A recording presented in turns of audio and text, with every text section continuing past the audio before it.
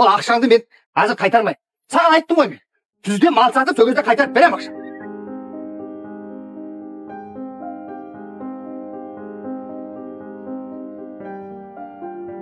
Жастық шаққа арнау. Дүние кең байтақ. Біз соның бір бөлшегіміз. Шешем мені үйленбедің, бала сүймедің деп күнне ұрсады.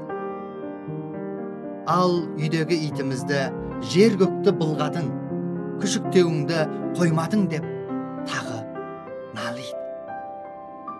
Жанұямызда оның көңілін көншітетін ештеңе жоқ.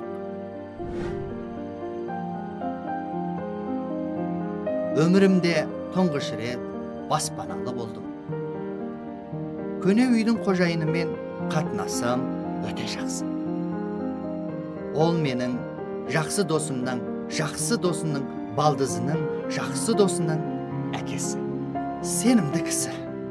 Сол үшін барлық жиған тергенімді осыған жұмсауға пейіл.